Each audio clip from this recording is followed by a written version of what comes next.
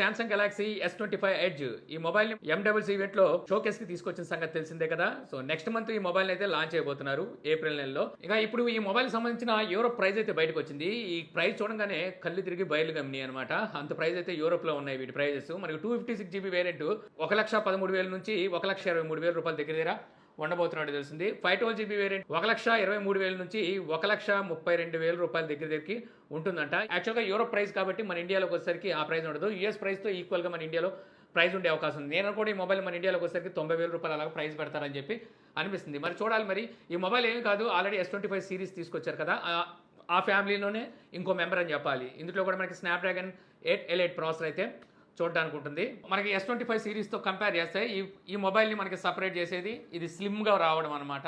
ఇక నెక్స్ట్ చూస్తే Realme P3 series మొబైల్స్ని, అంటే P3 అల్ట్రా, ఈ రెండు మొబైల్స్ని అయితే 19వ తారీఖున లాంచ్ అయిపోతుంది. P3 అల్ట్రా మొబైల్ సంబంధించిన అన్బాక్సింగ్ వీడియో 19వ తారీఖున మన ఛానల్లో అయితే ఉంటుంది. ఇప్పుడు P3కి సంబంధించిన ప్రైజెస్ ఆఫర్స్ అయితే రివీల్ చేసింది అనమాట. సో మంచి ప్రైస్లోనే తీసుకొస్తుందని చెప్పి అర్థమవుతుంది. 6000 mAh బ్యాటరీ ఉంటుంది, 45 వాట్ ఫాస్ట్ ఛార్జింగ్ సపోర్ట్ చేస్తుంది, IP69 రేటింగ్ ఉంటుంది. స్నాప్డ్రాగన్ 6th Generation 4 ఈ ప్రాసెసర్ అయితే ఉండబోతుంది అనమాట. ఇది లేటెస్ట్ ప్రాసెసరే. మనకి ఇక్కడ పైనుంచి బడ్జెట్ మొబైల్స్లో ఈ ప్రాసెసర్ అయితే ఎక్కువగా చూస్తుంటాము. AMOLED డిస్ప్లే అయితే ఇందులో యూజ్ చేయబోతున్నారంట. బ్యాంక్ ఆఫర్ ఒక 2,000 రూపాయలతో రాబోతుంది అనమాట. బ్యాంక్ ఆఫర్తో కలిపి base variant 6GB 128GB variant 14,999 రూపాయలు ప్రైస్ అయితే పెడుతున్నారు. సో ఈ ప్రైస్లో చూసుకుంటే మీకు పర్వాలేదన్న ప్రైస్ అని చెప్పొచ్చు అనమాట. ఓకే ప్రైస్ ఇది. సో చూద్దాం మరి మొబైల్ వచ్చిన తర్వాత. ఇక నెక్స్ట్ చూస్తే మనకి గూగుల్ అసిస్టెంట్, ఇది మనకి 2016లో గూగుల్ ఈ అసిస్టెంట్ని అయితే తీసుకొచ్చింది. చాలా డివైసెస్లో, అంటే టీవీలో, స్మార్ట్ స్పీకర్స్లో, మొబైల్ ఫోన్స్లో కూడా ఈ గూగుల్ అసిస్టెంట్ అయితే ఇప్పటి వరకు చూస్తూ వచ్చాం కదా. ఇక ఈ గూగుల్ అసిస్టెంట్ని గూగుల్ జెమినీ ఉంది కదా, సో దీంతో అయితే రీప్లేస్ చేయబోతున్నట్టుగా అనౌన్స్ చేసింది ఫ్రైడే.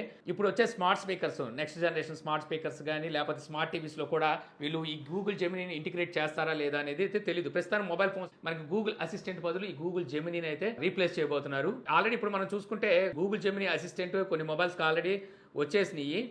రాబోయే రోజుల్లో మిగిలిన మొబైల్స్లో కూడా వీటిని రీప్లేస్ చేస్తారు. మేబీ అప్డేట్ ద్వారా రీప్లేస్ చేస్తారా, మరి ఎలా చేస్తారనేది చూడాల్సి ఉంటుంది.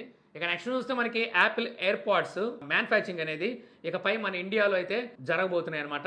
మన ఇండియాలో అంటే మళ్ళీ ఎక్కడ కాదు, మన హైదరాబాద్లో ఫాక్స్కాన్ నెక్స్ట్ మంత్ నుంచి మ్యానుఫ్యాక్చరింగ్ స్టార్ట్ చేయబోతున్నట్టుగా తెలుస్తుంది. ప్రస్తుతానికి మనం చూస్తే మన ఫాక్స్కాన్ కానీ అలాగే టాటా ఎలక్ట్రానిక్స్ కానీ మన ఇండియాలో iPhone 16 సిరీస్ మొబైల్స్ అన్నింటినీ ఇక్కడే మ్యానుఫ్యాక్చర్ చేసి ఇక్కడ నుంచే ఎక్స్పోర్ట్ కూడా చేస్తున్నారు అనమాట అదర్ కంట్రీస్కి.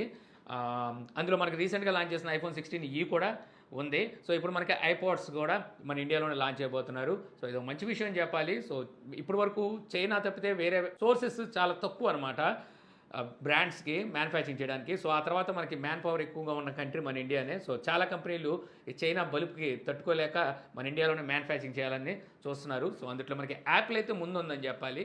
ఇక అలాగే యాపిల్ ఎయిర్పాడ్స్ ఏవైతే ఉన్నాయో వీటిలో లైవ్ ట్రాన్స్లేట్ ఫీచర్ని అయితే తీసుకురాబోతున్నారు. iOS 19తో పాటు ఈ లైవ్ ట్రాన్స్లేట్ ఫీచర్ అయితే ఉండబోతుందంట. మరి ఏ లాంగ్వేజెస్ని ఇస్తారో తెలియదు, కానీ ప్రస్తుతానికి మనకి స్పానిష్ లాంగ్వేజ్లో ఎవరైనా మనతో మాట్లాడుతున్నారు అనుకోండి, సో మనం ఇయర్పాడ్స్ పెట్టుకొని ఉంటే వాళ్ళు మాట్లాడితే మనకి ఇంగ్లీష్లో వినిపిస్తూ ఉంటుంది. ఎక్కువగా ట్రావెల్ చేసే వాళ్ళకి ఇది మంచి ఆప్షన్ అవుతుంది. కాకపోతే అన్ని లాంగ్వేజెస్ ఇస్తే ఇంకా బాగుంటుంది. మరి iOS 19 ఎప్పుడు వస్తుంది అంటే WWDC జూన్ నెలలో అయితే జరగబోతుంది అనమాట. సో అక్కడ మనకి iOS 19ని వీళ్ళు అనౌన్స్ చేస్తారు. తర్వాత రావడానికి కొంచెం టైం పట్టిందిలేండి.